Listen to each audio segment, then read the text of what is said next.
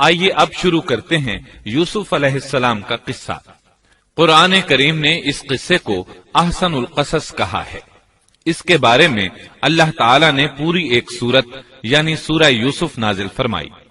اس قصے میں دو عظیم نبیوں کا تذکرہ ہے، سیدنا یعقوب بن اسحاق علیہ السلام اور یوسف بن یعقوب علیہ السلام کا۔ اپنے بھائیوں کی وجہ سے یوسف علیہ السلام کن حالات کا شکار ہوئے، آپ اس کا تفصیل سے ذکر سنیں گے۔ سورہ یوسف مکی ہے اور یوسف علیہ السلام کا قصہ اگرچہ ابتلاء و آزمائش کی داستان ہے، لیکن اس میں اور بھی بہت سے فوائد ہیں۔ سننے والا اس سے لطف اندوز ہوتا ہے، اپنے اندر رحم اور انس کے جذبات محسوس کرتا ہے۔ اس قصے میں ان حالات کی طرف بھی اشارہ ہے جو انبیاء کے ساتھ پیش آتے ہیں۔ عام انبیاء کے حالات واقعات سے معلوم ہوتا ہے کہ پہلے وہ آسودہ حال تھے، لیکن جب انہوں نے دعوت دی تو ان کی قوم نے انہیں جھٹلایا، پھر آزمائش کا سلسلہ شروع ہوا، پھر ان کی قوموں پر عذاب آیا۔ اس قصے میں معاملہ اس کے بالکل برعکس ہے۔ اس میں شروع میں ابتلاء آزمائش کا دور ہے، پھر آسانی اور فراوانی کی داستان ہے۔ ایسا کیوں ہوا؟ علماء کے اس بارے میں مختلف اقوال ہیں۔ عطا رحمت اللہ علیہ فرماتے ہیں، غمزدہ پریشان حال اگر یوسف علیہ السلام کے قصے کو سنتا ہے تو اس کے دل کو سکون ملتا ہے، وہ مطمئن ہو جاتا ہے، اس لیے کہ اس میں تنگی کے بعد آسانی ہے، مشکلات کے بعد اللہ کی نعمتوں کا نزول اس سے ظاہر ہے۔ سورہ یوسف سورہ ہود کے بعد نازل ہوئی۔ سورہ ہود میں انبیاء کرام کے تذکرے کے بعد قوم ہود اور قوم صالح کی تباہی کا ذکر آتا ہے، پھر ان اقوام کا تذکرہ ہے جو تباہ و برباد ہوئی۔ پھر سورہ یوسف عام الحزن میں نازل ہوئی۔ یہ وہ سال تھا جس میں نبی صلی اللہ علیہ وسلم کے چچا ابو طالب فوت ہوئے۔ ابو طالب ہر طرح آپ کا ساتھ دیتے رہے تھے، یہاں تک کہ رسول اکرم صلی اللہ علیہ وسلم فرماتے ہیں، قریش نے مجھ سے صحیح معنوں میں دشمنی کا آغاز ابو طالب کی وفات کے بعد کیا۔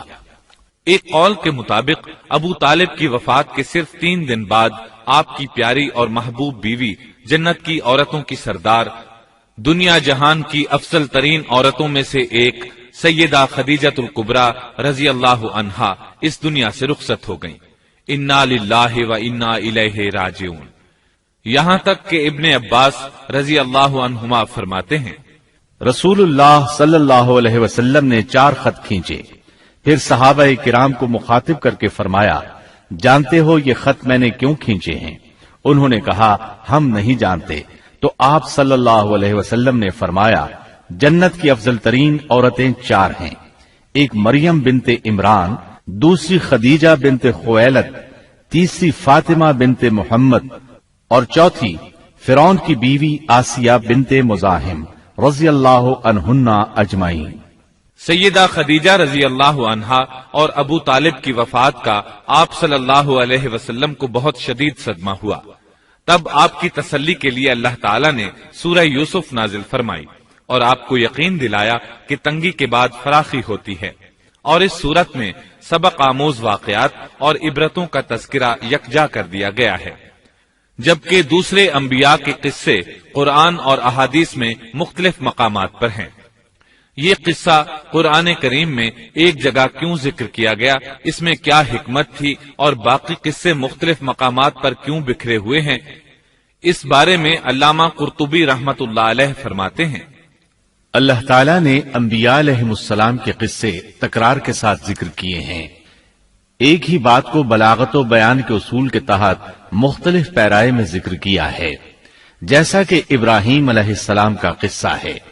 جب اللہ کے برگزیدہ فرشتے ان کے پاس آئے تو ان کے آنے پر ابراہیم علیہ السلام نے جو مہمان نوازی کی اس کو مختلف انداز میں بیان کیا گیا ہے۔ ایک جگہ فرمایا، وہ بغیر کسی تاخیر کے بھنا ہوا بچڑا لے آئے۔ دوسری آیت میں فرمایا، پس ابراہیم فربا بچڑے کا گوشت لے آئے۔ ان دونوں جملوں کو جمع کرنے سے معلوم ہوا بھنا ہوا موٹا تازہ بچڑا پیش کیا گیا۔ مختلف جگہوں پر ان کا تذکرہ اس لیے کیا گیا کہ لوگ اس سے عبرت پکڑیں۔ علامہ قرطبی رحمت اللہ علیہ فرماتے ہیں، یوسف علیہ السلام کے قصے کو ایک جگہ اور باقی انبیاء کے قصوں کو علیحدہ بیان کرنے کی ایک حکمت یہ بھی ہے کہ مخالف پر حجت قائم ہو جائے کہ وہ نہ مکرر کلام لا سکتے ہیں اور نہ ہی قصہ یوسف علیہ السلام کی طرح اکٹھا کلام لا سکتے ہیں۔ مطلب یہ کہ بلاغت کی ہر قسم میں دشمن پر حجت قائم ہو سکے۔ اللہ تعالی کلام کو مکرر اور غیر مکرر لا کر قرآن کا اعجاز بیان کرنا چاہتے ہیں کہ اللہ چاہیں تو ایک قصے کو ایک ہی جگہ بیان کر دیں، چاہیں تو مختلف جگہوں پر بیان کر دیں۔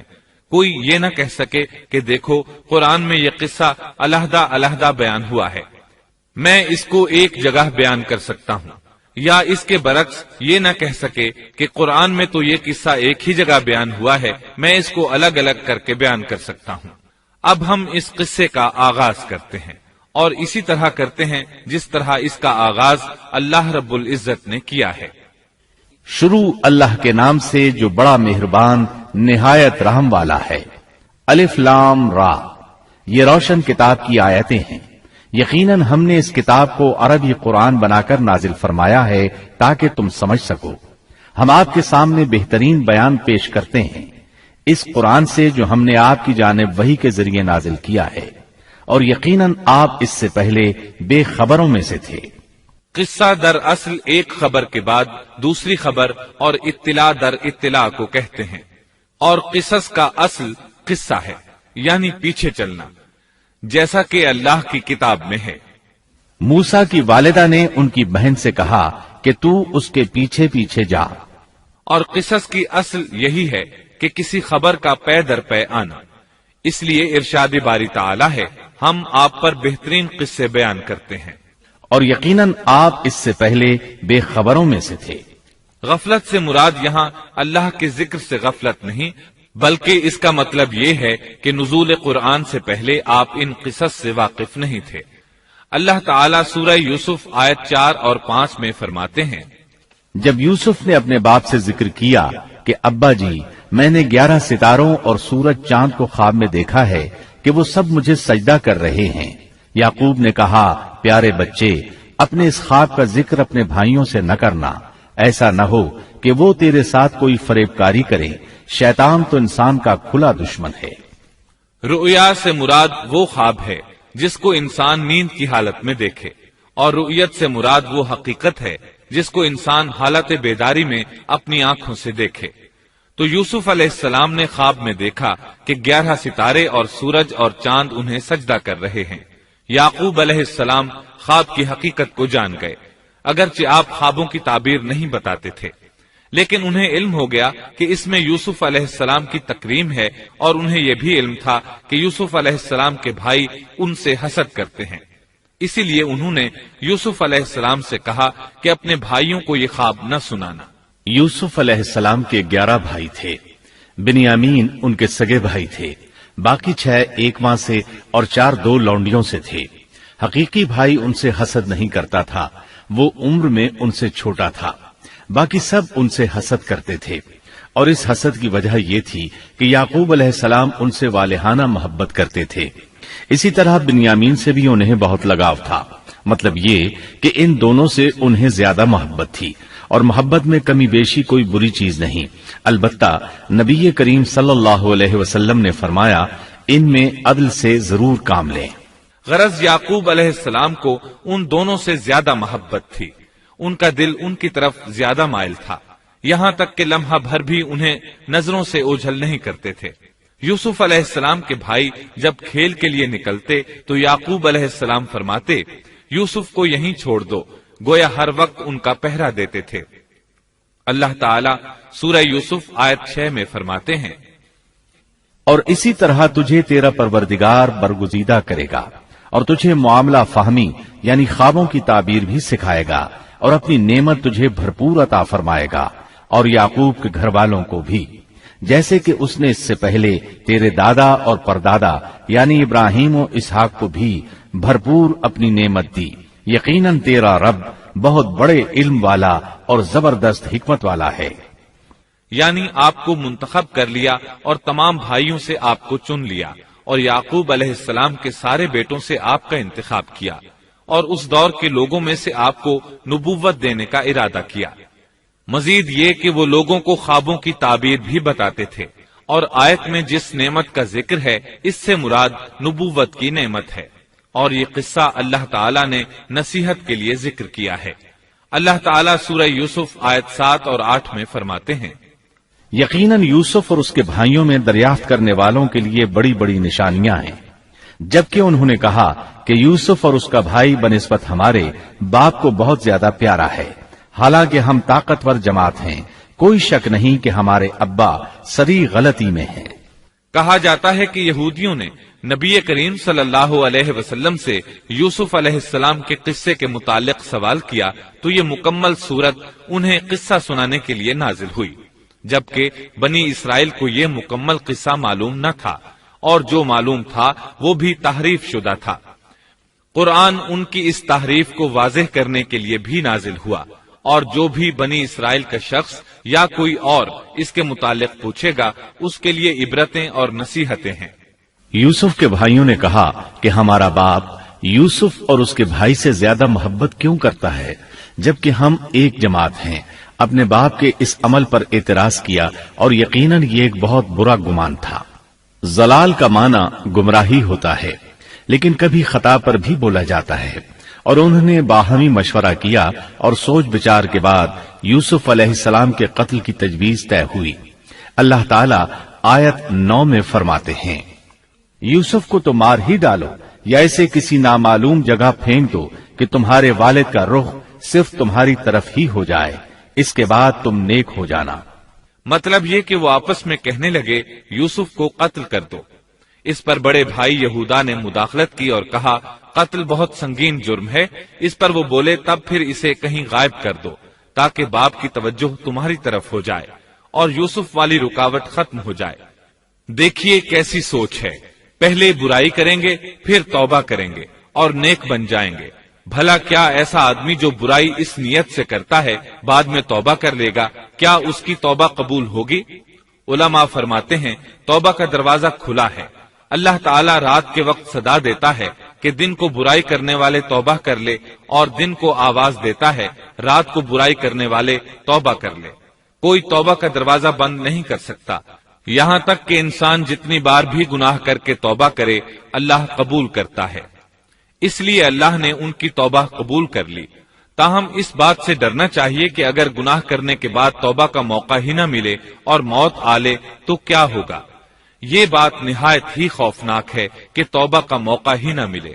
اللہ تعالیٰ آیت نمبر 10 میں فرماتے ہیں، ان میں سے ایک نے کہا یوسف کو قتل تو نہ کرو بلکہ اسے کسی اندھے کنویں کی تہ میں ڈالاؤ کہ اسے کوئی آتا جاتا قافلہ اٹھا لے جائے، اگر تمہیں کرنا ہی ہے تو یوں کرو۔ یہودا نے انہیں قتل سے روکا اور کہا قواسم کے راستے میں اموقی نام کا کنواں ہے، اسے اس میں ڈال دو، کوئی گزرتا ہوا قافلہ اسے اٹھا لے جائے گا، اس سے نجات ہی پانا چاہتے ہو تو یہ کام کرو۔ سب نے اس بات سے اتفاق کیا۔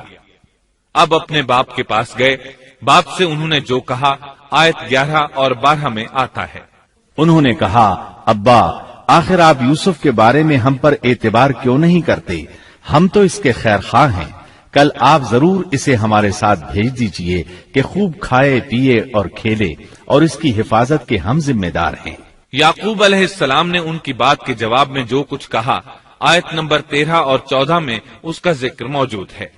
یعقوب نے کہا اسے تمہارا لے جانا مجھے تو سخت صدمہ دے گا، اور مجھے یہ بھی کھٹکا لگا رہے گا کہ تمہاری غفلت میں اسے بھیڑیا کھا جائے۔ انہوں نے جواب دیا کہ ہم جیسی زوراور جماعت کی موجودگی میں بھی اگر اسے بھیڑیا کھا جائے تو ہم بالکل نکمے ہی ہوئے۔ وہاں بھیڑیے کثرت سے تھے، اس لیے یعقوب علیہ السلام ڈرتے تھے۔ بیٹوں کے بار بار اصرار پر یعقوب علیہ السلام یوسف علیہ السلام کو ان کے ساتھ بھیجنے پر رضامند ہو گئے۔ اللہ تعالیٰ آیت 15 میں فرماتے ہیں، پھر جب اسے لے چلے اور سب نے مل کر ٹھان لیا کہ اسے غیر آباد گہرے کنویں کی تہ میں پھینک دیں، ہم نے یوسف کی طرف وحی کی کہ یقیناً وقت آ رہا ہے کہ تو انہیں اس ماجرے کی خبر اس حال میں دے گا کہ وہ جانتے ہی نہ ہوں گے۔ بعض روایات کے مطابق انہوں نے راستے میں یوسف علیہ السلام کو مارا پیٹا، برا بھلا کہا، اور ایسا کرنا ان کے لیے معمولی بات تھی کیونکہ وہ تو قتل کے درپے تھے۔ آخر کار کنویں کے پاس پہنچے اور مشورے کے مطابق انہیں کنویں میں ڈال دیا۔ یوسف علیہ السلام کنویں میں ایک پتھر پر گرے، یعنی پانی میں نہ گرے۔ آپ اس پتھر پر بیٹھ گئے۔ اللہ تعالیٰ کی طرف سے انہیں تسلی دی گئی کہ آپ پریشان نہ ہوں، بہت جلد آپ کنویں سے نکلیں گے اور انہیں ان کے اس گھناؤنے فعل کے بارے میں بتلائیں گے، اور انہیں اس بات کا گمان بھی نہیں ہوگا کہ ایسا وقت بھی آئے گا۔ یوسف علیہ السلام کو کنویں میں ڈالنے کے بعد انہوں نے گھر جانے کی تیاری کی۔ آیت نمبر 16 میں آتا ہے، اور عشاء کے وقت وہ سب اپنے باپ کے پاس روتے ہوئے پہنچے۔ امام عامش قاضی شرح رحمت اللہ علیہ کی مجلس میں بیٹھے تھے۔ ایک عورت آئی، اس کا ایک آدمی سے جھگڑا تھا، وہ بہت شدت سے رو رہی تھی۔ عامش بولے، آپ دیکھتے نہیں یہ کس بری طرح رو رہی ہے؟ ان کا مطلب یہ تھا کہ یہ سچی ہے۔ قاضی شرح فرمانے لگے، یوسف علیہ السلام کے بھائی رات کو روتے ہوئے اپنے باپ کے پاس آئے تھے، پس فیصلہ رونے پر نہیں انصاف پر ہونا چاہیے۔ اب یوسف علیہ السلام کے بھائیوں نے باپ کو تفصیل سنائی۔ اللہ تعالیٰ اس کا ذکر آیت 17 میں فرماتے ہیں، اور کہنے لگے کہ ابا جی، ہم تو آپس میں دوڑ میں لگ گئے اور یوسف کو ہم نے سامان کے پاس چھوڑا، پس اسے بھیڑیا کھا گیا۔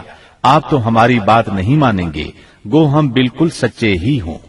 سو انہوں نے یہ بات بتائی، لیکن اس سے جھوٹ صاف ظاہر ہو رہا تھا، جیسا کہ اگلی آیت میں ہے۔ اور یوسف کے کرتے کو جھوٹ موڑ کے خون سے خون آلود بھی کر لائے تھے۔ ابن عباس رضی اللہ عنہما فرماتے ہیں کہ انہوں نے بکری ذبح کی اور یوسف علیہ السلام کی قمیص پر اس کا خون مل لیا، اور خون میں لت پت قمیص یعقوب علیہ السلام کے پاس لے آئے۔ جب یعقوب علیہ السلام نے دیکھا تو فرمانے لگے، یہ بھیڑیا بھی کتنا رحم دل تھا، میرے بیٹے کو تو کھا لیا اور قمیص کو کچھ نہیں کہا، تمہاری عقل کہاں ہے؟ اس بات کا ذکر آیت 18 میں ہے۔ باپ نے کہا، یوں نہیں، بلکہ تم نے اپنے ہی دل سے ایک بات بنا لی ہے، بس صبر ہی بہتر ہے، اور تمہاری بنائی ہوئی باتوں پر اللہ ہی سے مدد کی طلب ہے۔ ادھر دوسری طرف کیا ہوا؟ آیت 19 میں اللہ فرماتے ہیں، اور ایک قافلہ آیا اور انہوں نے اپنے ایک پانی لانے والے کو بھیجا، اس نے اپنا ڈول لٹکا دیا اور کہنے لگا، واہ واہ، خوشی کی بات ہے، یہ تو ایک لڑکا ہے۔ انہوں نے اسے مال تجارت قرار دے کر چھپا دیا، اور اللہ اس سے باخبر تھا جو وہ کر رہے تھے۔ تفصیل اس کی یہ ہے کہ ایک قافلہ اس کنویں کے پاس سے گزرا جس میں یوسف علیہ السلام موجود تھے۔ انہوں نے پانی کی تلاش میں ایک خادم کو بھیجا، وہ کنویں تک پہنچا، اس نے کنویں میں ڈول لٹکایا، یوسف علیہ السلام اس ڈول میں بیٹھ گئے۔ خادم نے ڈول نکالا تو اس میں ایک خوبصورت بچے کو دیکھا، مارے خوشی کے وہ پکار اٹھا، یہاں ایک لڑکا ہے۔ اس زمانے میں غلاموں اور لونڈیوں کی تجارت ہوتی تھی، انہیں خوف محسوس ہوا کہ کہیں یہ لڑکا ان سے چھن نہ جائے۔ اس خوف کے پیش نظر انہوں نے یوسف علیہ السلام کو چھپا لیا۔ انہوں نے یہ بھی سوچا کہ شاید یہ بھاگا ہوا غلام ہے، اگر اس کا مالک آ گیا تو وہ اسے لے جائے گا۔ یہ قافلہ مدائن سے مصر جا رہا تھا۔ جب یہ مصر پہنچے تو انہوں نے یوسف علیہ السلام کو معمولی قیمت میں فروخت کر دیا۔ معمولی قیمت میں فروخت کرنے کی جلدی بھی انہوں نے اسی خیال کے تحت کی کہ کہیں اس کا مالک نہ آ جائے۔ ابن عباس رضی اللہ عنہما فرماتے ہیں کہ انہوں نے یوسف علیہ السلام کو صرف 20 درہم میں بیچ دیا، اور یہ نہایت معمولی قیمت تھی۔ آیت نمبر 21 میں ہے، مصر والوں میں سے جس نے اسے خریدا تھا اس نے اپنی بیوی سے کہا کہ اسے بہت عزت و احترام کے ساتھ رکھو، بہت ممکن ہے کہ یہ ہمیں فائدہ پہنچائے یا اسے ہم اپنا بیٹا ہی بنا لیں۔ یہ شخص مصر کا وزیر خزانہ تھا، بے اولاد تھا۔ اس نے سوچا شاید یہ لڑکا بڑا ہو کر اچھا انسان بنے، لہذا کیوں نہ ہم اسے بیٹا بنا لیں۔ اس طرح یوسف علیہ السلام وزیر خزانہ کے گھر پلے بڑھے۔ وزیر خزانہ عزیز مصر کہلاتا تھا۔ عزیز نے آپ کو بیٹوں کی طرح رکھا۔ آپ کچھ بڑے ہوئے تو شاہی محل کی دیکھ بھال آپ کے ذمے لگا دی گئی، شاہی محل کے تمام اختیارات آپ کے سپرد کر دیے گئے۔ اللہ تعالیٰ آیت 21 اور 22 میں فرماتے ہیں، یوں ہم نے مصر کی سرزمین میں یوسف کا قدم جما دیا کہ ہم اسے خواب کی تعبیر کا کچھ علم سکھا دیں۔ اللہ اپنے ارادے پر غالب ہے، لیکن اکثر لوگ بے علم ہوتے ہیں۔ اور جب یوسف پختگی کی عمر کو پہنچ گئے تو ہم نے اسے قوت فیصلہ اور علم دیا. ہم نیک کاروں کو اسی طرح بدلہ دیتے ہیں. یوسف علیہ السلام بہت پاکیزہ اور توحید والے ماحول میں پروان چڑھے. گھر کا سارا انتظام انہی کے ہاتھ میں تھا. آپ بہت بصیرت اور سوجھ بوجھ سے گھر کا نظام چلا رہے تھے. ابھی عزیز مصر کی بیوی نے آپ کو گمراہ کرنے کی کوشش نہیں کی تھی کہ حلم، علم اور بصیرت کی صفات آپ میں موجود تھیں. مفسرین لکھتے ہیں جب یوسف علیہ السلام کی عمر 17-18 سال کی ہوئی تو جوانی کے ساتھ ان کے حسن میں مزید اضافہ ہوا. حسن یوسف واقعی بے مثال تھا. نبی اکرم صلی اللہ علیہ وسلم فرماتے ہیں معراج کی رات میری ملاقات یوسف علیہ السلام سے ہوئی. ایسا لگتا تھا کہ دنیا کا نصف حسن یوسف علیہ السلام کو ملا ہے. مفسرین اس کی وضاحت کرتے ہیں کہ حسن کو اللہ تعالیٰ نے 2 حصوں میں تقسیم کیا ہے. آدھا حسن یوسف علیہ السلام کو دیا اور آدھا باقی ساری مخلوق میں تقسیم کر دیا. اللہ اکبر، یہ ہے حسن یوسف. اور جب یوسف کے حسن کی کیفیت یہ ہے تو پھر اس کے خالق کے کیا کہنے. جب عزیز مصر کی بیوی نے ان کا حسن دیکھا تو بے اختیار ہو گئی. اس کے اندر ہیجان پیدا ہوا. اس نے یوسف علیہ السلام سے بدکاری کا ارادہ کر لیا. ان کے ساتھ لطف و عنایت کا سلسلہ شروع کر دیا اور پھسلانے کے جتنے طریقے ہو سکتے تھے وہ اختیار کیے. ناز و نخرے کے ساتھ اس سے پیش آنے لگی. اللہ آیت 23 میں فرماتے ہیں اس عورت نے جس کے گھر میں یوسف تھے یوسف کو بہلانا پھسلانا شروع کیا کہ وہ اپنے نفس کی نگرانی چھوڑ دے اور دروازے بند کر کے کہنے لگی لو آ جاؤ. یوسف نے کہا اللہ کی پناہ، وہ میرا رب ہے، مجھے اس نے بہت اچھی طرح رکھا ہے. بے انصافی کرنے والوں کا بھلا نہیں ہوتا ہے. مطلب یہ کہ آخر نوبت یہاں تک پہنچ گئی کہ ایک دن اس نے سارے دروازے بند کر لیے اور کہنے لگی آئیے یوسف، میں نے یہ زیب و زینت آپ کے لیے کی ہے. یوسف علیہ السلام فرمانے لگے اللہ کی پناہ، یہ ناممکن ہے، میں ایسا نہیں کر سکتا. کیا میں اپنے مالک کی گھر والی سے بدکاری کروں جس نے مجھے اپنے بیٹوں کی طرح ناز و نعمت میں رکھا؟ یہ بہت بڑا ظلم ہے اور ظالم لوگ فلاح نہیں پا سکتے. آپ نے فوراً انکار کر دیا اس لیے کہ آپ صاحب علم تھے، صاحب حلم تھے، بادشاہ کے مقام اور مرتبے کو جاننے کے ساتھ برائی کے نقصانات سے بھی باخبر تھے. خود صاحب فضل تھے اور اہل فضل کے مقام و مرتبے سے بھی واقف تھے. قرآن کریم کی آیات آپ کی طہارت اور پاکیزگی بیان کر رہی ہیں. آیت 24 میں ہے اس عورت نے یوسف کا قصد کیا اور یوسف اس کا قصد کرتے اگر وہ اپنے پروردگار کی دلیل نہ دیکھتے. یوسف علیہ السلام نے اس کا ارادہ نہیں کیا، یہاں تک کہ اللہ تعالیٰ کی مہربانی سے ان کے دل میں اس گناہ کا خیال تک نہیں آیا. اللہ تعالیٰ نے آخر آپ کو علم بھی دیا تھا اور حلم بھی. آپ بادشاہ کے مرتبے سے واقف تھے، نیک تھے، جانتے تھے زانی کبھی فلاح نہیں پا سکتا، بلکہ آپ نے تو فوراً کہہ دیا اللہ کی پناہ، میں ایسا ہرگز نہیں کر سکتا. اتنی بڑی آزمائش میں ان کے دل میں خیال آنا ممکن تھا. جیسا کہ سخت گرمی اور پیاس کی حالت میں کسی کو ٹھنڈے پانی کا گلاس ملے تو دل میں پانی پی لینے کا خیال ضرور آتا ہے، لیکن پھر یاد آتا ہے کہ وہ روزے سے ہے. لیکن یوسف علیہ السلام کے دل میں تو اتنا سا خیال بھی نہیں آیا. اس کی وجہ یہ تھی کہ آپ نے اپنے رب کی دلیل دیکھی تھی. وہ دلیل کیا تھی اس بارے میں مفسرین کے مختلف اقوال ہیں. بعض کہتے ہیں آپ نے جبرائیل علیہ السلام کو دیکھا، بعض کہتے ہیں آپ نے یعقوب علیہ السلام کو دیکھا، وہ انہیں انگلی کے اشارے سے منع کر رہے تھے.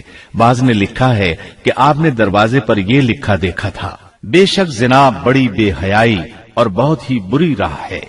بہرحال یہ مفسرین اور مورخین کے اقوال ہیں، اس بارے میں کوئی صحیح حدیث نہیں ملتی. اتنا ہے کہ آپ نے کوئی ایسی چیز دیکھی ضرور تھی جس کی بنا پر آپ کو خیال تک نہ آیا، اور برہان اللہ ہی کی طرف سے تھی، اس نے انہیں سوچنے بھی نہ دیا. اللہ آیت نمبر 24 میں فرماتے ہیں اس طرح ہم نے انہیں اس برائی اور بے حیائی سے بچا لیا کیونکہ وہ ہمارے مخلص بندوں میں سے تھے. اللہ نے آپ کو صرف زنا سے نہیں برائی سے بھی بچا لیا. یہ اس بات کی دلیل ہے کہ آپ نے ارادہ تک نہیں کیا. پھر اسی آیت میں اللہ نے آپ کو اپنا برگزیدہ بندہ فرمایا اور یہ ممکن ہی نہیں کہ کوئی انسان اللہ کے برگزیدہ بندوں میں سے بھی ہو اور پھر کفر بھی کرے، ہرگز ممکن نہیں۔ انبیاء ایسی باتوں سے پاک رہتے ہیں۔ عزیز مصر کی بیوی نے اصرار کیا، آپ کو مجبور کیا اور لگی چمٹنے، تو یوسف علیہ السلام وہاں سے بھاگے۔ عزیز کی بیوی آپ کے پیچھے بھاگی۔ اللہ تعالیٰ نے آیت 25 میں اس واقعے کو یوں بیان فرمایا ہے، اور دونوں دروازے کی طرف دوڑے، اور اس عورت نے یوسف کا کرتا پیچھے کی طرف سے کھینچ کر پھاڑ ڈالا، اور دروازے کے پاس ہی عورت کا شوہر دونوں کو مل گیا، تو کہنے لگی، جو شخص تیری بیوی کے ساتھ برا ارادہ کرے بس اس کی سزا یہی ہے کہ اسے قید کر دیا جائے یا اور کوئی دردناک سزا دی جائے۔ سیدنا یوسف علیہ السلام خود کو بچانے کے لیے دروازے کی طرف دوڑ پڑے تھے، یہ پیچھے دوڑی، دروازہ بند تھا۔ ابھی آپ دروازہ کھولنے کی کوشش کر رہے تھے کہ اس نے پیچھے سے آپ کی قمیص پکڑ لی، جھٹکا جو لگا تو قمیص پیچھے سے پھٹ گئی۔ اسی دوران دروازہ کھل گیا اور عزیز مصر اندر داخل ہوا۔ اس نے یہ منظر اپنی آنکھوں سے دیکھا کہ اس کی بیوی زیب و زینت کے ساتھ بند سنور کر یوسف علیہ السلام کے بالکل پیچھے کھڑی ہے۔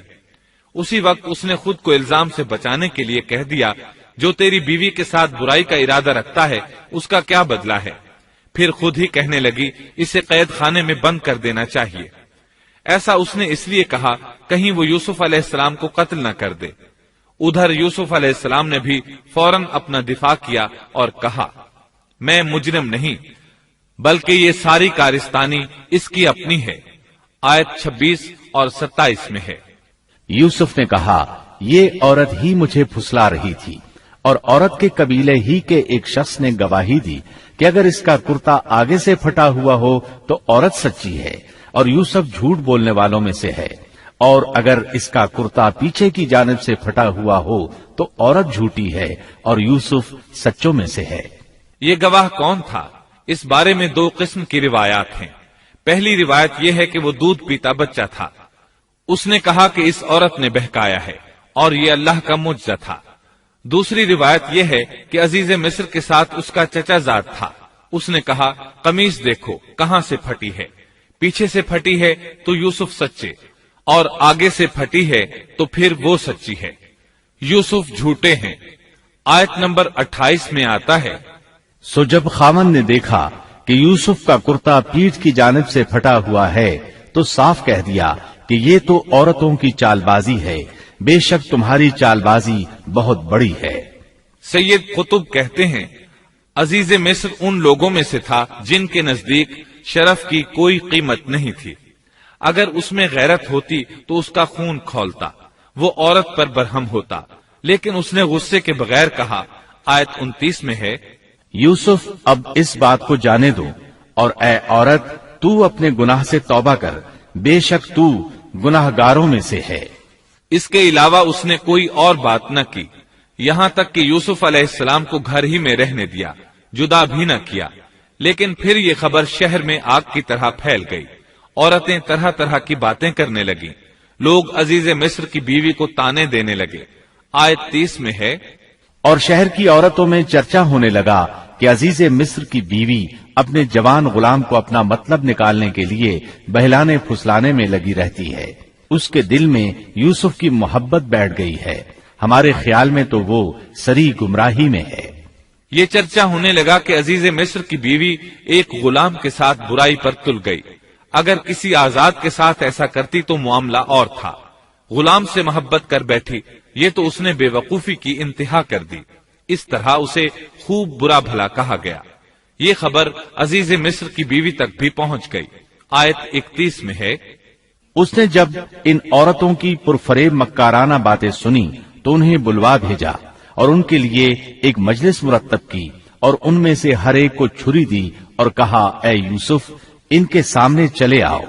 ان عورتوں نے جب اسے دیکھا تو بہت بڑا جانا اور اپنے ہاتھ کاٹ لیے، اور زبان سے نکل گیا کہ اللہ کی پناہ، یہ انسان تو ہرگز نہیں، یہ تو یقیناً کوئی بہت ہی بزرگ فرشتہ ہے۔ وضاحت اس کی یہ ہے کہ اس عورت نے اپنے گھر میں ایک دعوت کا انتظام کیا، تمام عورتوں کو اس دعوت میں بلایا۔ دعوت کا انتظام اس طرح کیا کہ سب کے لیے ایک تکیہ لگایا، پھل سامنے رکھے اور ہر ایک کو ایک ایک چھری تھما دی۔ ساتھ ہی یوسف علیہ السلام سے کہا کہ مجلس میں آ جائیں۔ جب یوسف علیہ السلام آئے تو وہ انہیں دیکھ کر مبہوت رہ گئیں۔ ان کے حسن سے اس قدر متاثر ہوئیں کہ اپنا ہوش نہ رہا اور پھلوں کے بجائے اپنے ہاتھ کاٹ ڈالے، لیکن اس کا انہیں احساس تک نہ ہوا۔ سبحان اللہ، کیا حسن تھا جس کی وجہ سے انہوں نے اپنے ہاتھ کاٹ لیے اور خبر تک نہ ہوئی۔ کہنے لگیں یہ تو کوئی فرشتہ معلوم ہوتا ہے، انسان اتنا خوبصورت کیسے ہو سکتا ہے؟ آیت 32 میں ہے، اس وقت عزیز مصر کی بیوی نے کہا، یہ ہے وہ جس کے بارے میں تم مجھے تانا دے رہی تھی۔ میں نے ہر چند اس سے اپنا مطلب حاصل کرنا چاہا، لیکن یہ بال بال بچا رہا، اور جو کچھ میں اس سے کہہ رہی ہوں اگر یہ نہ کرے گا تو یقیناً یہ قید کر دیا جائے گا، اور بے شک یہ بہت ہی بے عزت ہوگا۔ یہ آیت اس بات کی واضح دلیل ہے کہ یوسف علیہ السلام نے برائی کا ارادہ نہیں کیا تھا۔ پھر بات یہیں پر ختم نہیں ہو گئی، بلکہ تمام عورتیں یوسف علیہ السلام پر ٹوٹ پڑیں۔ ان میں سے ہر ایک کی خواہش تھی کہ یوسف علیہ السلام اس سے محبت کریں اور بے حیائی کا ارتکاب کریں۔ اپنی عزت اور شرف کو انہوں نے خاک میں ملا دیا۔ یوسف علیہ السلام کے حسن پر فریفتہ ہو گئیں۔ اس کیفیت کو دیکھ کر یوسف علیہ السلام نے اپنے رب سے دعا کی۔ آیت 33 اور 34 میں آتا ہے، یوسف نے دعا کی کہ اے میرے پروردگار، جس بات کی طرف یہ عورتیں مجھے بلا رہی ہیں اس سے تو مجھے جیل خانہ بہت پسند ہے۔ اگر تو نے ان کا مکر و فریب مجھ سے دور نہ کیا تو میں تو ان کی طرف مائل ہو جاؤں گا اور بالکل نادانوں میں جا ملوں گا۔ اس سے ظاہر ہوا سب عورتیں یوسف علیہ السلام کو اپنی طرف متوجہ کر رہی تھیں۔ انہوں نے ہر طریقہ اختیار کیا، لیکن یوسف علیہ السلام نے کسی ایک کی طرف توجہ نہ دی۔ اللہ نے انہیں بچا لیا اور عورتوں کی چال کو ناکام بنا دیا۔ اس واقعے کی خبر بھی لوگوں میں پھیل گئی۔ عزیز مصر کی بیوی کو پتا چل گیا کہ یہ خبریں پورے شہر میں پھیل گئی ہیں اور لوگ اسے ہی قصوروار ٹھہرا رہے ہیں۔ تب وہ اپنے خاوند کے پاس گئی، اس سے کہا، اب کیا کیا جائے؟ سب لوگ مجھے ہی الزام دے رہے ہیں، معاملہ بہت پھیل گیا ہے، اس بات کو دبانے کے لیے کچھ کرنا چاہیے۔ عزیز مصر نے کہا، پھر کیا کیا جائے؟ آخر آپس میں مشورہ ہوا، دونوں اس پر متفق ہو گئے۔ ابن عباس رضی اللہ عنہما فرماتے ہیں، انہوں نے یوسف علیہ السلام کو ایک گدھے پر سوار کیا اور ایک ڈھول والا ساتھ کر دیا اور یہ منادی کرائی کہ اس عبرانی غلام نے اپنی مالکہ کے ساتھ برائی کی کوشش کی ہے، لہٰذا اسے اس جرم کی پاداش میں جیل میں ڈالا جاتا ہے۔ گویا انہوں نے اپنے پر سے الزام ختم کرنے کا یہ منصوبہ سوچا۔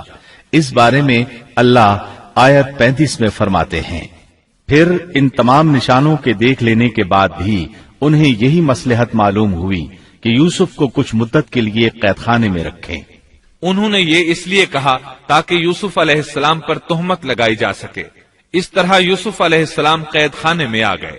ان کے ساتھ 2 نوجوان اور قید خانے میں بھیجے گئے تھے۔ کچھ دن ساتھ رہنے کے بعد وہ جان گئے کہ یوسف علیہ السلام نیک سیرت انسان ہیں، عبادت گزار نوجوان ہیں۔ ایک رات دونوں نوجوانوں نے خواب دیکھے۔ صبح ہوئی تو دونوں یوسف علیہ السلام کے پاس گئے اور اپنا اپنا خواب سنایا۔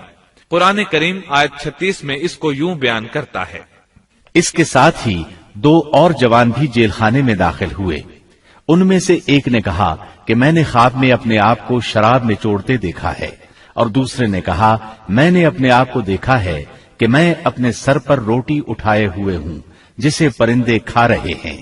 ہمیں آپ اس کی تعبیر بتائیے، ہمیں تو آپ خوبیوں والے شخص دکھائی دیتے ہیں۔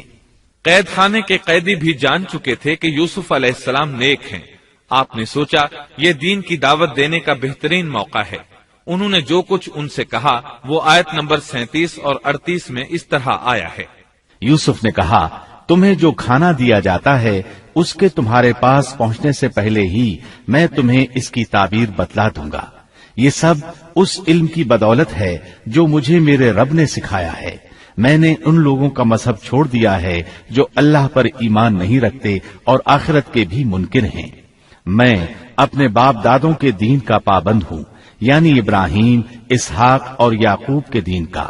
ہمیں ہرگز یہ سزاوار نہیں کہ ہم اللہ کے ساتھ کسی کو بھی شریک کریں. ہم پر اور تمام اور لوگوں پر اللہ کا یہ خاص فضل ہے، لیکن اکثر لوگ ناشکری کرتے ہیں.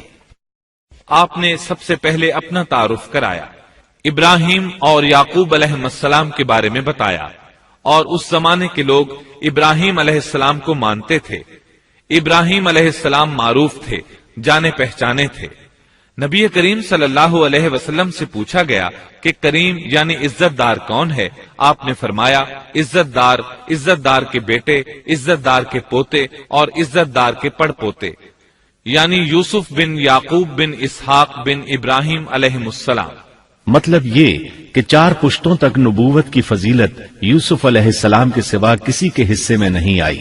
یہ عزت اور بزرگی کی انتہا ہے. آپ نے اپنے دین کا تعارف کرانے کے بعد ان سے جو کچھ کہا وہ آیت 39 اور 40 میں آتا ہے.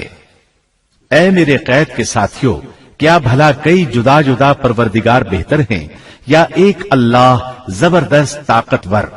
اس کے سوا تم جن کی پوجا باٹ کر رہے ہو وہ سب نام ہی نام ہیں جو تم نے اور تمہارے باپ دادوں نے خود ہی گھڑ لیے ہیں. اللہ نے ان کی کوئی دلیل نازل نہیں فرمائی. فرما روائی صرف اللہ ہی کی ہے. اس کا فرمان ہے کہ تم سب سوائے اس کے کسی اور کی عبادت نہ کرو. یہی دین درست ہے، لیکن اکثر لوگ نہیں جانتے. پھر یوسف علیہ السلام نے انہیں خواب کی تعبیر بتائی. اس کا ذکر سورہ یوسف آیت 41 میں ہے. اے میرے قید خانے کے رفیقو، تم دونوں میں سے ایک تو اپنے بادشاہ کو شراب پلانے پر مقرر ہو جائے گا، لیکن دوسرا سولی دیا جائے گا اور پرندے اس کا سر نوچ نوچ کھائیں گے. تم دونوں جس کے بارے میں تحقیق کر رہے تھے اس کام کا فیصلہ کر دیا گیا. تعبیر سن کر وہ قیدی کہنے لگے ہم نے اس طرح خواب نہیں دیکھا. جس کے قتل کی تعبیر بتائی گئی تھی وہ تو خاص طور پر کہنے لگا میں نے یہ خواب نہیں دیکھا.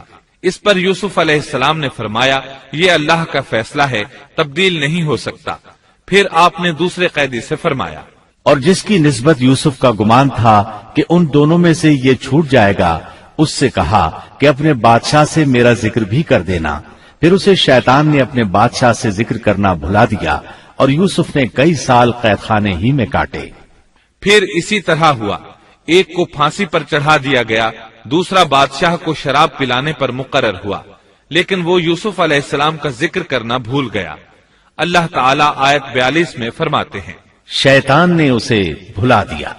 اس آیت کی تفسیر بعض مفسرین نے یہ کی ہے کہ شیطان نے یوسف علیہ السلام کو اپنے رب یعنی اللہ تعالیٰ کی یاد سے غافل کر دیا، اور انہوں نے ایک بندے سے چاہا کہ وہ اپنے رب یعنی شاہ مصر سے ان کا تذکرہ کر کے ان کی رہائی کی کوشش کرے. اس لیے اللہ تعالیٰ نے ان کو یہ سزا دی کہ وہ کئی سال تک جیل میں پڑے رہے. یہ تفسیر بالکل غلط ہے. درست یہ ہے کہ فَأَنْسَاهُ کی ضمیر اس شخص کی طرف لوٹتی ہے جس کے متعلق یوسف علیہ السلام کا گمان تھا کہ وہ رہائی پانے والا ہے. اور اس آیت کے معنی یہ ہیں کہ شیطان نے اس شخص کو اپنے آقا سے یوسف علیہ السلام کا ذکر کرنا بھلا دیا، جیسا کہ علامہ ابن کثیر اور دیگر مفسرین نے اسی طرح کہا ہے. انس رضی اللہ عنہ سے مروی یہ روایت کہ اللہ تعالیٰ نے یوسف علیہ السلام کی طرف وحی کی کہ اے یوسف تجھے تیرے بھائیوں سے کس نے نجات دی؟ فرمایا اے اللہ آپ نے. اللہ نے پھر پوچھا یوسف تجھے کنویں سے کس نے نکالا؟ انہوں نے جواب دیا اللہ آپ نے. اللہ تعالیٰ نے پھر پوچھا یوسف تجھے عورتوں سے کس نے بچایا؟ کہا اللہ آپ نے. اب اللہ نے فرمایا پھر اب اللہ کے سوا کسی اور سے نجات کیوں طلب کرتے ہو؟ یہ روایت عقل اور نقل دونوں کے خلاف ہے، کیونکہ تکالیف و مصائب سے خلاصی کے لیے دنیاوی اسباب اختیار کرنا جائز ہے، جیسا کہ سورۃ المائدہ میں اللہ تعالیٰ فرماتے ہیں کہ نیکی اور تقوی کے کاموں میں ایک دوسرے کا تعاون کرو.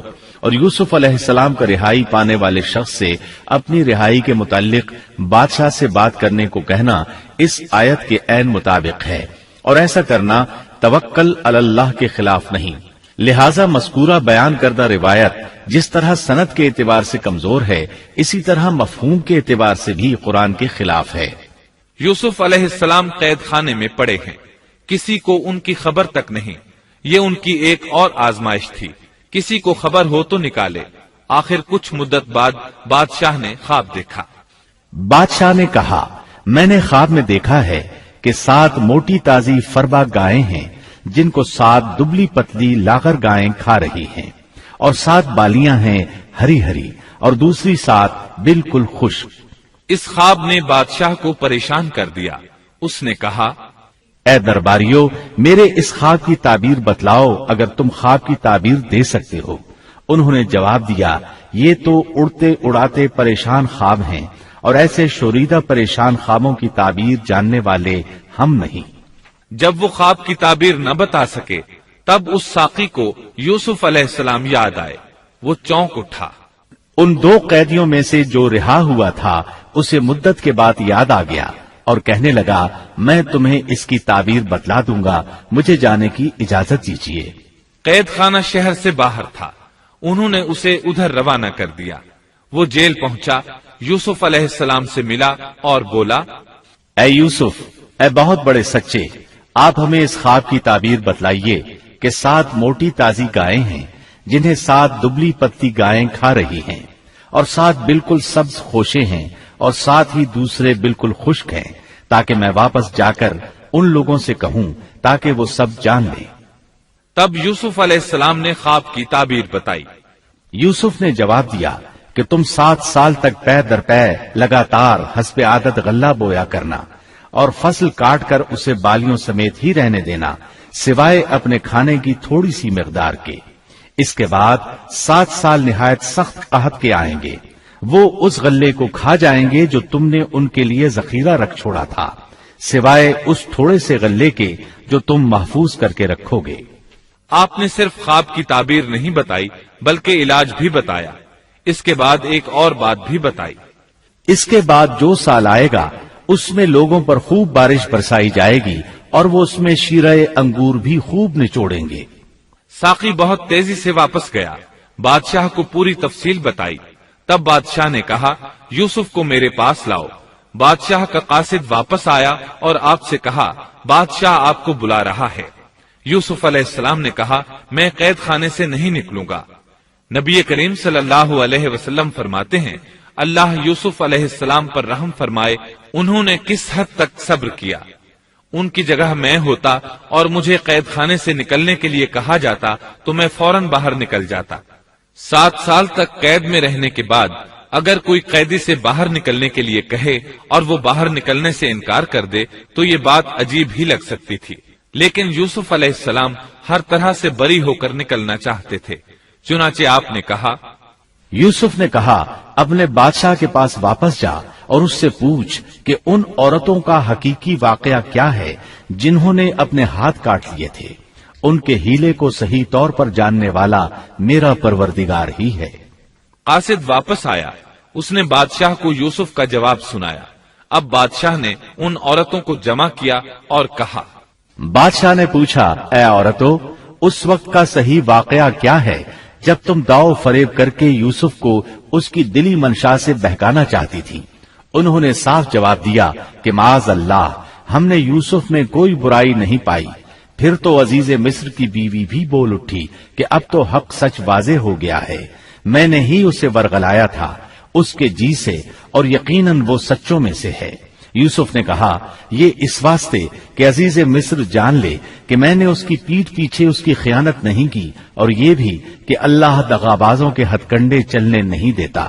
میں اپنے نفس کی پاکیزگی بیان نہیں کرتا، بے شک نفس تو برائی پر ابھارنے والا ہی ہے، مگر یہ کہ میرا پروردگار ہی اپنا رحم کرے، یقیناً میرا پالنے والا، بڑی بخشش کرنے والا اور بہت مہربانی فرمانے والا ہے۔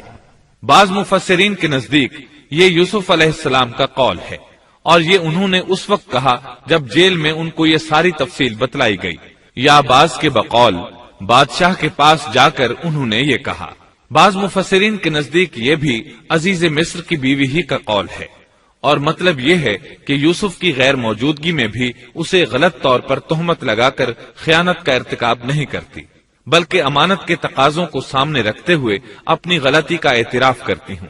یا یہ مطلب ہے کہ میں نے یوسف کو پھسلانے کی کوشش ضرور کی، لیکن واقعہ یہ ہے کہ اپنے خاوند کی خیانت نہیں کی اور کسی بڑے گناہ میں واقع نہیں ہوئی۔ हाफिज इब्न कसीर ने इसी कौल को तरजीह दी है और इसे सियाक व मानी के एतबार से ज्यादा मुनासिब और मौजू करार दिया है। आयत 54 में अल्लाह ताला फरमाते हैं, बादशाह ने कहा, उसे मेरे पास लाओ कि मैं उसे अपने खास कामों के लिए मुकर्रर कर लूं। फिर जब उससे बातचीत की तो कहने लगा कि आप हमारे यहाँ आज से जी इज्जत और अमानतदार हैं। तब यूसुफ अलैहिस्सलाम बोले, यूसुफ ने कहा, आप मुझे मुल्क के खजानों पर मुकर्रर कर दीजिए, मैं हिफाजत करने वाला और बाखबर हूँ।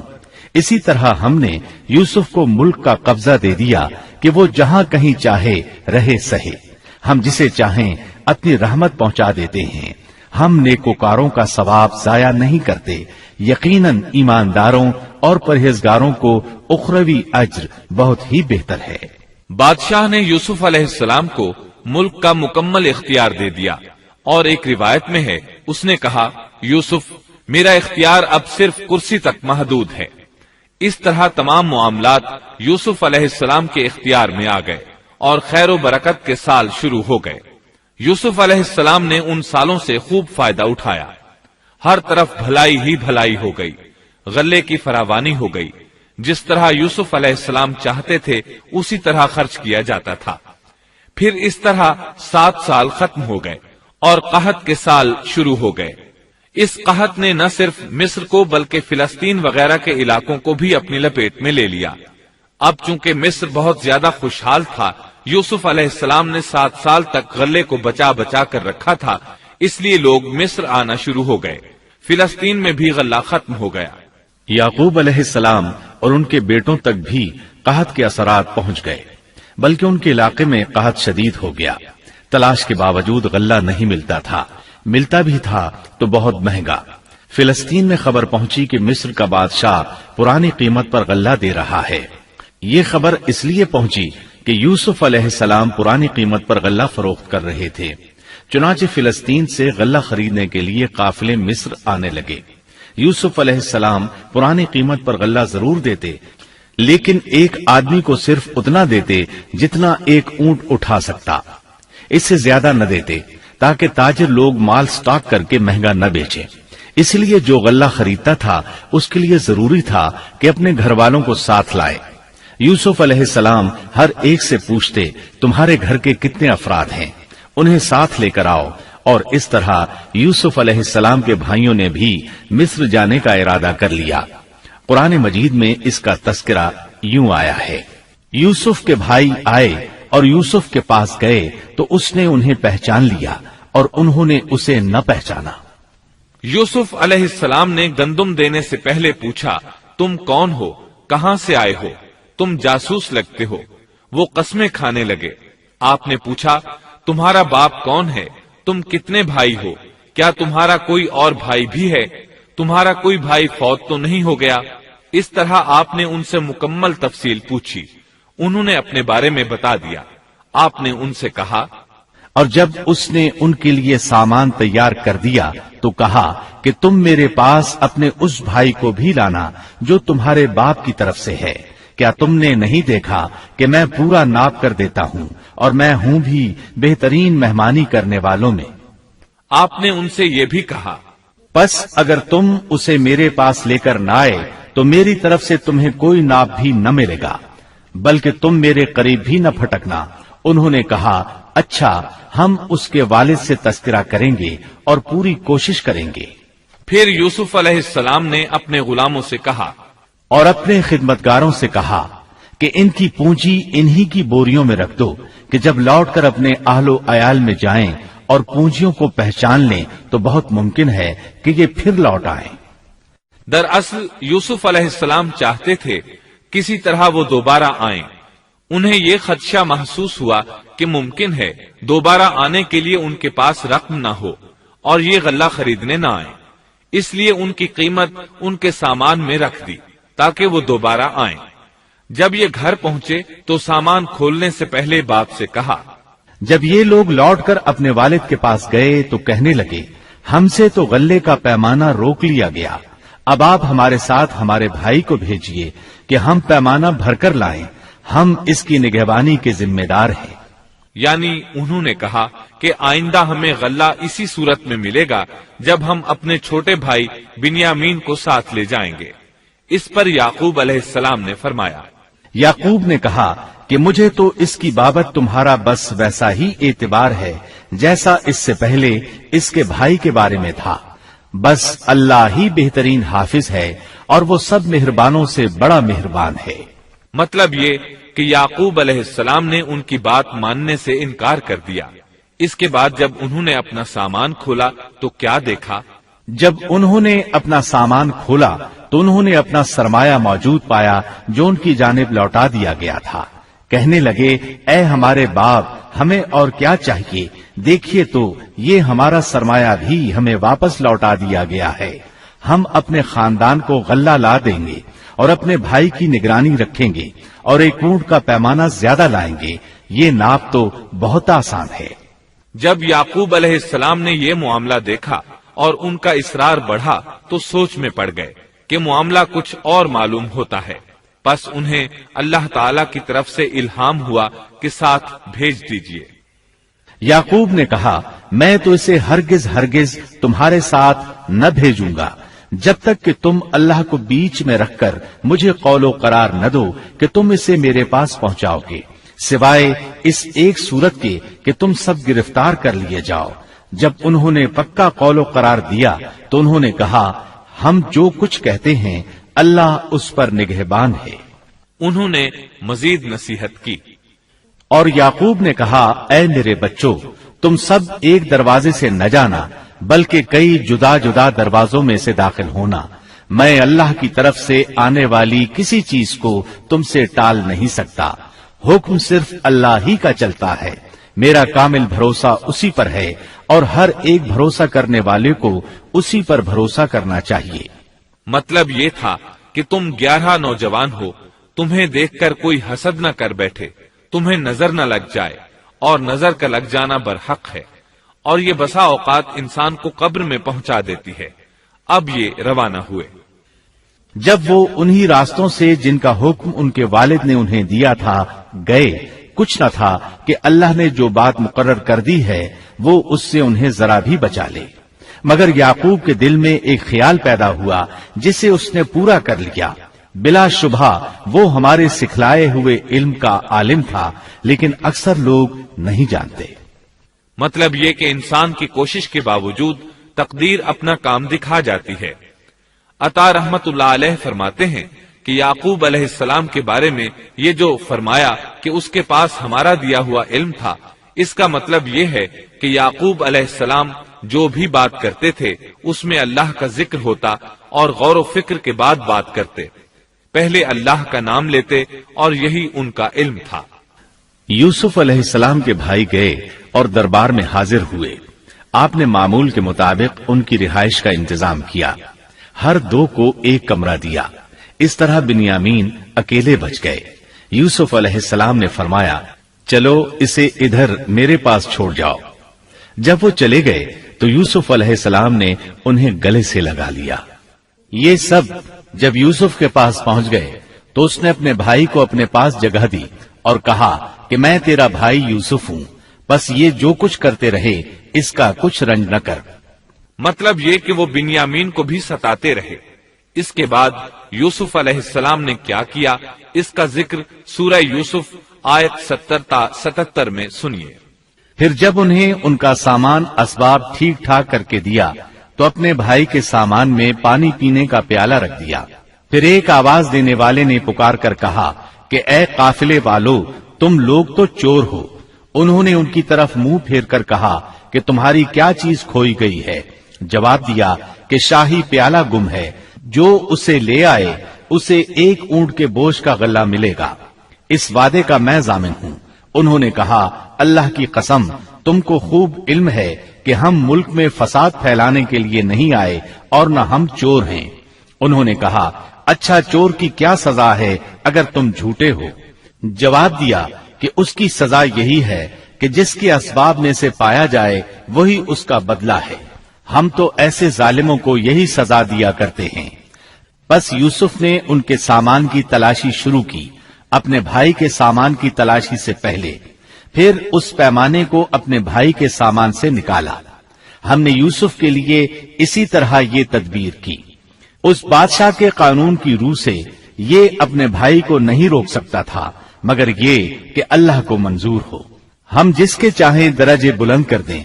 हर जी इल्म पर फौकियत रखने वाला दूसरा जी इल्म मौजूद है। उन्होंने कहा कि अगर इसने चोरी की तो कोई ताज्जुब की बात नहीं, इसका भाई भी पहले चोरी कर चुका है।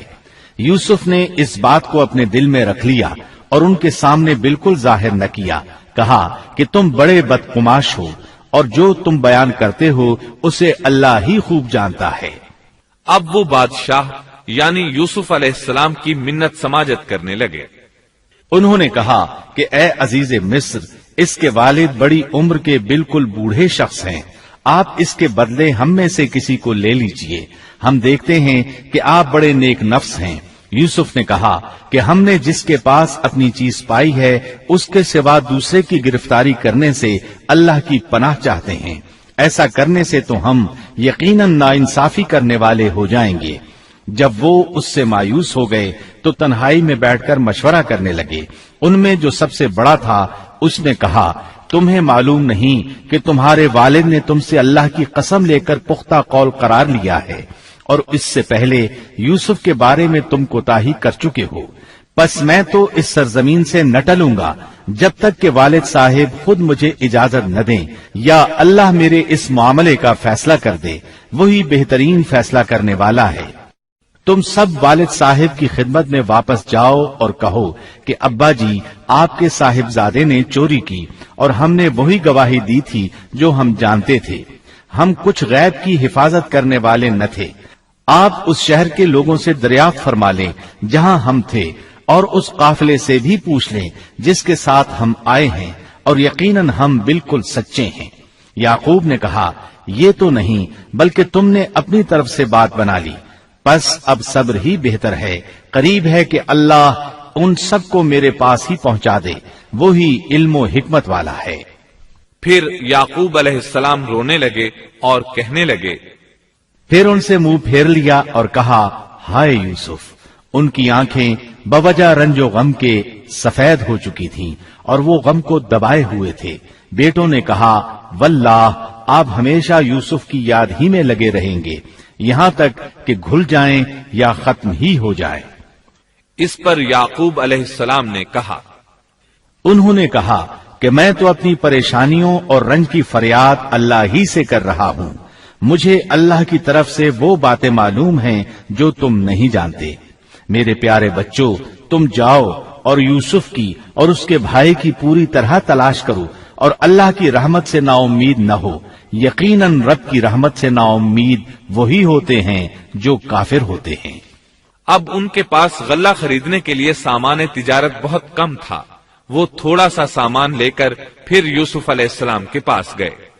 फिर जब ये लोग यूसुफ के पास पहुंचे तो कहने लगे कि ए अजीज, हमको और हमारे खानदान को दुख पहुंचा है।